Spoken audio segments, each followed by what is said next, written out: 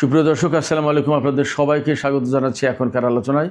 আপনাদের সঙ্গে আছি আমি সিরাজুল ইসলাম। দর্শক, ইরান আমেরিকার মধ্যে চুক্তির পরপরই ইরানের অর্থনীতি ব্যাপকভাবে লাভ দিয়েছে।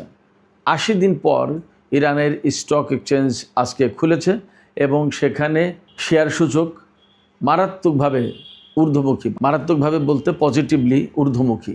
একইভাবে আমেরিকার স্টক এক্সচেঞ্জও ঊর্ধ্বমুখী। আন্তর্জাতিক বাজারে তেলের দাম অন্তত 5% কমেছে। ব্রেন্ট ক্রুড $82 প্রতি ব্যারেল বিক্রি হয়েছে। এপাশে সারা বিশ্বের অর্থনীতিতে বইছে সুবাতাস। প্রশ্ন হচ্ছে কেন এই সুবাতাস? একেবারেই সহজ উত্তর, আমেরিকা এবং ইরানের মধ্যকার চুক্তি কিন্তু সই হয়নি। সই হবে শুক্রবার সুইজারল্যান্ডের জেনেভায়। মজার ব্যাপার হচ্ছে, জেনেভাতে চুক্তি সই হলেও এই চুক্তির স্বাগতিক দেশ থাকবে পাকিস্তান। একথা জানিয়েছেন পাকিস্তানের প্রধানমন্ত্রী শাহবাজ শরীফ। এপাশে ইরানের পক্ষ থেকে কি বলা হলো, লেবানন কি বলছে, ইসরায়েল কি বলছে, আমেরিকা কি বলছে, ডোনাল্ড ট্রাম্প কি বলছে, ইউরোপীয় ইউনিয়ন কি বলছে এই চুক্তির ব্যাপারে, তুরস্ক কি বলছে, মিশর কি বলছে, উপসাগরীয় আরব দেশগুলো কি বলছে। যে সংযুক্ত আরব আমিরাত আমেরিকা এবং ইসরায়েলের সাথে মিলে ইরানের বিরুদ্ধে যুদ্ধ শুরু করেছে, সেই আরব আমিরাত কি বলছে, ভারতের মোদী সরকার কি বলছে এই চুক্তি সম্পর্কে, এই সমস্ত বিস্তারিত নিয়ে এখনকার ভিডিওতে আমি কথা বলবো। আশা করি ভালো লাগবে এবং যদি ভিডিও ভালো লাগে তাহলে শেষ পর্যন্ত সঙ্গে থাকুন আর লাইক কমেন্ট শেয়ার করে অনেক অনেক মানুষের কাছে এই ভিডিও ছড়িয়ে দিন আর চ্যানেলটি সাবস্ক্রাইব করে সাথেই থাকুন। দর্শক, চলুন বিস্তারিত আলোচনা করি। 100 দিনের বেশি সময় ধরে যুদ্ধ এবং যুদ্ধ অবস্থার ভেতরে ইরানের অর্থনীতি। গত রাতে যখন ইরান এবং আমেরিকার মধ্যে প্রাথমিক সমঝোতার চূড়ান্ত সিদ্ধান্ত ঘোষণা করা হলো, এরপরে আজকে প্রায় 80 দিন পর এই স্টক এক্সচেঞ্জ খুলেছে ইরানের এবং সেখানে ব্যাপক জাম্পিং, একেবারে লাফিয়ে লাফিয়ে সূচক বেড়েছে। ব্যাপক খুশি, শেয়ার মার্কেটে দারুণ একটা ইতিবাচক প্রভাব, অর্থাৎ এখানে ভাল্লুকের জ্বর নেই, ষাঁড়ের উল্লম্ফন আছে। একইভাবে মার্কিন অর্থনীতিতেও একই পরিস্থিতি। এছাড়া আন্তর্জাতিক বাজারে তেলের দাম আগেই বলেছি অন্তত 5% কমেছে। আমি সর্বশেষ যে খবর জানি তাতে ব্রেন্ট ক্রুড প্রতি ব্যারেল $82 বিক্রি হচ্ছিল। টেক্সাস আরও কমে বিক্রি হওয়ার কথা। তাহলে সারা বিশ্বের অর্থনীতিতে সুবাতাস বইছে, একথা মোটেই অতিরঞ্জিত হবে না। এখন প্রশ্ন হচ্ছে কেন এই সুবাতাস বয়ে গেল? একদম সহজ কথা, আমরা সবাই জানি গত রাতে ইরান এবং আমেরিকা যখন চূড়ান্তভাবে ঘোষণা করলো এই সমঝোতার ব্যাপারে, তারা একমত হয়েছে এবং চূড়ান্তভাবে এই সিদ্ধান্তে উপনীত হয়েছে যে শুক্রবারে এই সমঝোতার ভিত্তিতে একটা চুক্তি সই হবে, শান্তি চুক্তি, যা ইরান এবং আমেরিকার মধ্যকার যুদ্ধের চিরসমাপ্তি ঘটবে। এইভাবেই বলা হয়েছে, স্থায়ীভাবে বন্ধ হবে যুদ্ধ এবং এর সাথে ইসরায়েলও যুদ্ধ বন্ধ করতে হবে। এই যুদ্ধ কোথায় কোথায় বন্ধ হবে? ইরান, ইসরায়েল, লেবানন এবং মধ্যপ্রাচ্যের যত ফ্রন্টের যুদ্ধ হচ্ছে সব জায়গায় বন্ধ হবে। তার ভেতরে আমি যতদূর বুঝি ইয়েমেন, গাজা সব কিছুই থাকার কথা। যখন এই রকম শান্তির সুবাতাস বইছে তখন অর্থনীতিতেও শান্তির সুবাতাস বয়ে যাবে, এটা স্বাভাবিক। শুধু অর্থনীতিতে শান্তির বাতাস নয়, ইরানের ভেতরে কেমন অবস্থা?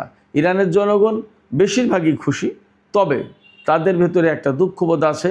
তাদের সর্বোচ্চ নেতাকে হত্যা করা হয়েছে, সেই দুঃখ, সেই প্রতিশোধের বিষয়টি কিন্তু তাদের ভেতরে এখনও জাগরুক, অর্থাৎ সেই দুঃখ, সেই বেদনা তারা ভুলতে পারছে না। যা হোক, ইরানের পক্ষ থেকে ইরানের পররাষ্ট্র মন্ত্রণালয়ের মুখপাত্র ইসমাইল বাকাই তিনি বলেছেন, যারা যুদ্ধ শুরু করেছিল তারা পরাজিত হয়েছে, তার মানে ইরান বিজয়ী হয়েছে। ইরান যদি বিজয়ী হয় তাহলে ইরানিদের খুশি হওয়ার কথা। একইভাবে আব্বাস আরাকচি, ইরানি পররাষ্ট্রমন্ত্রী আব্বাস আরাকচি তিনি বলেছেন যে চুক্তি হলো, যে সমঝোতায় উপনীত হয়েছে দুই পক্ষ, যে চুক্তি হতে যাচ্ছে, এই চুক্তি বাস্তবায়নের দায় প্রধানত আমেরিকার কাঁধে থাকবে, কারণ এই চুক্তির বেশিরভাগই আমেরিকার পক্ষ থেকে বাস্তবায়ন করার কথা। আমি সকালে ভিডিওতেই বলেছি এই চুক্তির শর্ত কী কী। এখন আর চুক্তির শর্তগুলো বলবো না, শুধুমাত্র আমি এই আলোচনায় যাব, এর ব্যাখ্যা বিশ্লেষণ করার চেষ্টা করব। এই চুক্তির ব্যাপারে কে কি বলছে আগে সেইটা জেনে আসি।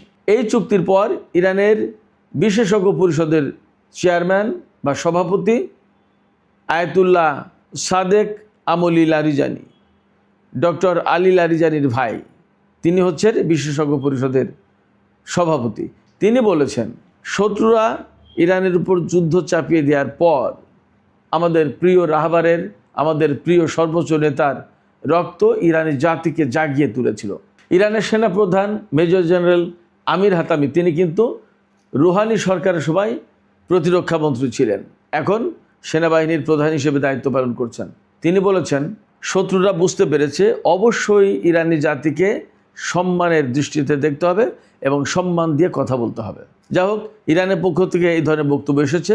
এপাশে উপসাগরীয় দেশগুলো প্রায় সবাই এই চুক্তিকে বা এই সমঝোতায় পৌঁছানোর ঘটনাকে স্বাগত জানিয়েছে, শুভেচ্ছা জানিয়েছে। কুয়েত একইভাবে শুভেচ্ছা জানিয়েছে, সংযুক্ত আরব আমিরাত, কাতার, সৌদি আরব, সবাই।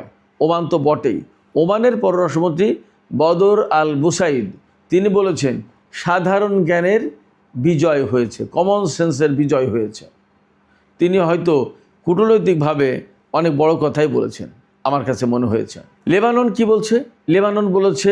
লেবানন এই চুক্তিকে স্বাগত জানিয়েছে এবং তারা ইরানের প্রতি পূর্ণ আস্থা রেখেছে এবং এই চুক্তির অংশ হিসেবে লেবাননের যুদ্ধবিরতি কার্যকর হবে। এই জন্য লেবাননের জাতীয় সংসদের স্পিকার নাবি বেরি প্লাস দেশটির ইসলামী প্রতিরোধ আন্দোলনের নেতারা, তারা কিন্তু ইরানকে শুভেচ্ছা জানিয়েছেন এবং ইরানকে ধন্যবাদ জানিয়েছেন পাশে থাকার জন্য। তুরস্কের প্রেসিডেন্ট রজব তাইয়েব এরদোগান এবং পররাষ্ট্রমন্ত্রী হাকান ফিদান, দুইজনই এই চুক্তিতে সন্তুষ্টি প্রকাশ করেছেন, স্বাগত জানিয়েছেন, শুভেচ্ছা জানিয়েছেন এবং এই চুক্তি পরিপূর্ণভাবে সুন্দরভাবে বাস্তবায়ন হবে এমন আশাবাদ ব্যক্ত করেছেন। মিশর একইভাবে।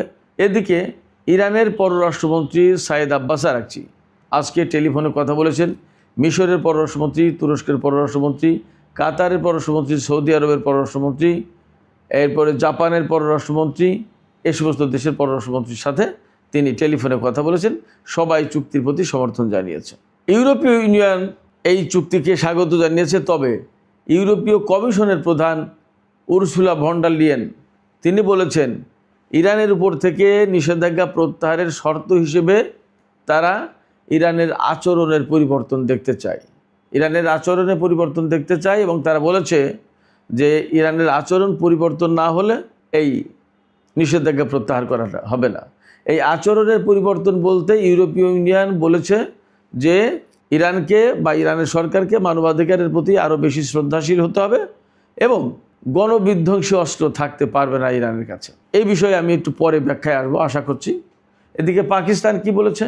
পাকিস্তানের প্রধানমন্ত্রী শাহবাজ শরীফ, তিনি বলেছেন যে তার দেশ সুইজারল্যান্ডের জেনেভায় 19 জুন শুক্রবার যে চুক্তি সই হবে সেই চুক্তির স্বাগতিক দেশ হিসেবে সেখানে ভূমিকা পালন করবে। যদিও সুইজারল্যান্ডে হচ্ছে, কিন্তু পাকিস্তান হোস্ট থাকবে। পাকিস্তানের প্রধানমন্ত্রী শাহবাজ শরীফ আজকে দেশটির জাতীয় সংসদের উদ্বোধনী বক্তৃতায় বলেন যে আল্লাহর বিশেষ রহমতে তেহরান এবং ওয়াশিংটনের মধ্যে সমঝোতার চূড়ান্ত সিদ্ধান্ত হয়েছে এবং আমরা একটা ঐতিহাসিক মাইল ফলক পার করলাম। এদিকে ভারতের প্রধানমন্ত্রী নরেন্দ্র মোদী এ চুক্তিকে স্বাগত জানিয়েছে এবং শুভেচ্ছা জানিয়েছে। তিনিও আশা করেছেন যে চুক্তি কার্যকর হবে এবং পুরোপুরি বাস্তবায়ন হবে। বাংলাদেশের পক্ষ থেকে এখন পর্যন্ত কী ধরনের বক্তব্য দেওয়া হয়েছে আমার নলেজে আসেনি, তবে নিশ্চয়ই পজিটিভ বক্তব্যই দেওয়া হবে বা দেওয়া হয়েছে। আর যদি না দেওয়া হয় তাহলে দেওয়া উচিত, দেওয়া হবে আশা করি। এবং এখানে পজিটিভ বা ইতিবাচক বক্তব্য না দেওয়ার কোনো কারণ নেই। এত বড় একটা সুন্দর ঘটনা, শান্তির জন্য এত বড় একটা চুক্তি, নিশ্চয়ই এতে প্রত্যেকটা দেশ খুশি, বাংলাদেশ তো অবশ্যই। এই চুক্তির ব্যাপারে মার্কিন প্রেসিডেন্ট ডোনাল্ড ট্রাম্প কি বলছেন? তিনি উচ্ছ্বসিত। তিনি বলছেন, গত রাতেই তিনি বলেছেন এই চুক্তির পরপরই হরমুজ প্রণালী ওপেন হয়ে গেছে, খুলে গেছে এবং জাহাজ চলাচল শুরু হয়ে গেছে। যদিও পরবর্তীতে খোঁজ নিয়ে দেখা গেছে যে এখনও ওইভাবে জাহাজ চলাচল শুরু হয়নি, কারণ চুক্তি সই হবে শুক্রবার জেনেভায়, এবং ওই দিন থেকেই চুক্তি বাস্তবায়ন হবে। ওই দিন থেকে চুক্তি যখন কার্যকর হলো তখন ইরান তার পক্ষ থেকে হরমুজ প্রণালী খুলে দেবে, আর আমেরিকা তার পক্ষ থেকে নৌ অবরোধ প্রত্যাহার করে নেবে। এর আগ পর্যন্ত তো জাহাজ চলাচলের সুযোগ আছে কোথায় ঠিক পরিষ্কার না। তবে একটা নেতিবাচক বিষয় আছে, একটা নেতিবাচক প্রশ্ন কিন্তু এখানে রয়েছে। জেডি ভ্যান্স সেটা উল্লেখ করেছে, সেটা হচ্ছে হরমুজ প্রণালী ফ্রি হয়ে যাবে, এখানে কোনো টোল সিস্টেম থাকবে না, কারোর কোনো নিয়ন্ত্রণ থাকবে না। কিন্তু ইরান বলছে ইরানের ব্যবস্থাপনায় এই হরমুজ প্রণালী পরিচালিত হবে। যদি ব্যাপারটা দুই পক্ষের দুই রকম হয় তাহলে চুক্তি হলো কিভাবে, সমঝোতা হলো কিভাবে?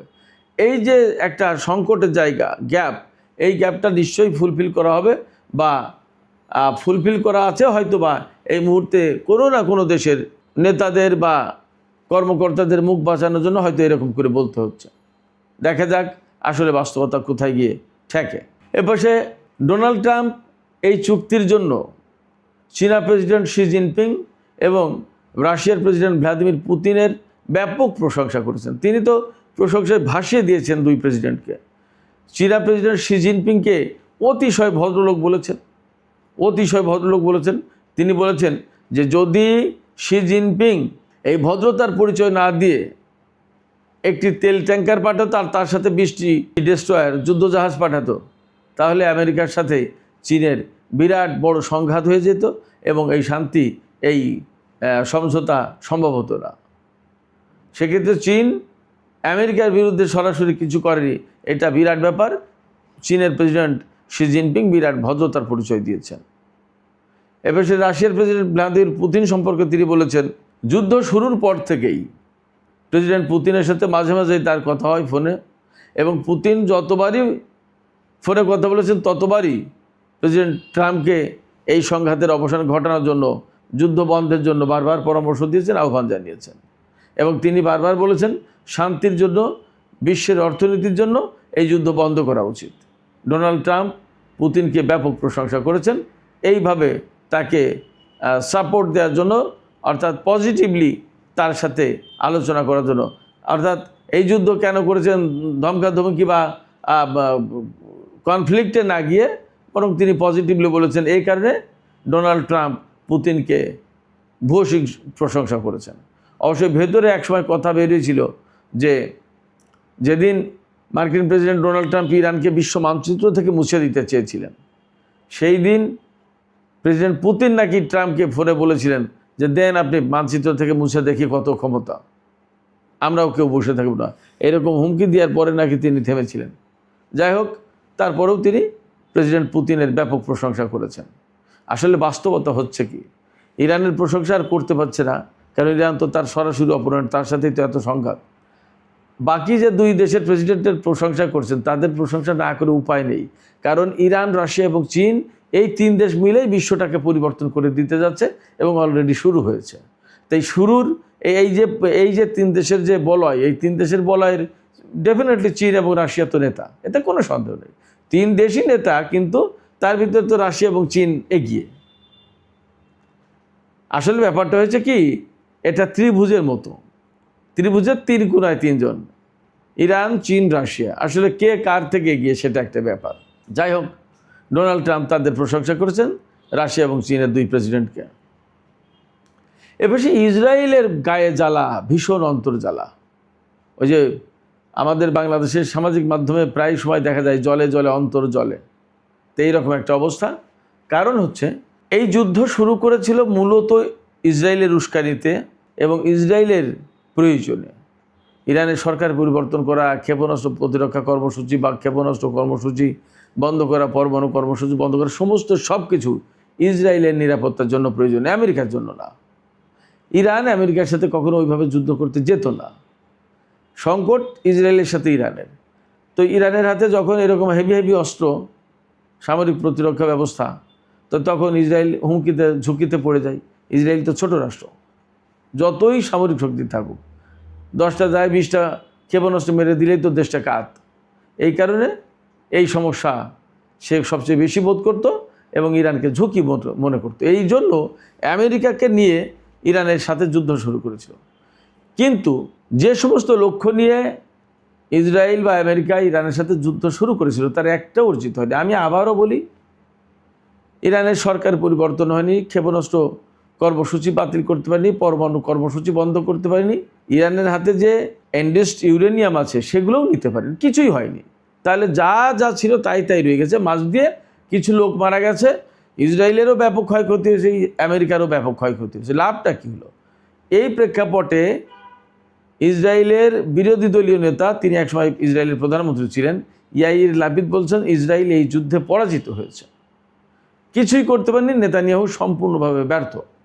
আর আমেরিকা এবং ইরানের মধ্যে এই চুক্তির পর ইসরায়েলের প্রধানমন্ত্রী বেনিয়ামিন নেতানিয়াহুর মুখ একেবারে বন্ধ, চুপ। কথা বলছেন শুধু ইসরায়েলের যুদ্ধমন্ত্রী ইসরায়েল কাটজ এবং অর্থমন্ত্রী বেজালেল স্মোট্রিচ। তারা দুইজনই চরম ডানপন্থী। ইসরায়েলের চরম ডানপন্থী মানে চরম উগ্রবাদী। ফিলিস্তিনি, লেবানন, আরবদের জীবনহানি ছাড়া তারা আর কিছু বোঝে না। তো যদিও নেতানিয়াহু চুপ, কিন্তু ইসরায়েলের ভেতরকার অবস্থাটা যথেষ্ট টালমাটাল।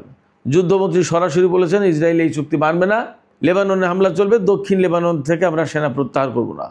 জবাবে ইরান বলেছে যদি ইসরায়েল এই চুক্তি না মানে এবং লেবাননের উপর হামলা চালায় তাহলে এই যুদ্ধবিরতি চুক্তি, এই শান্তি চুক্তি ভেঙে যেতে পারে এবং এর দায় থাকবে আমেরিকার।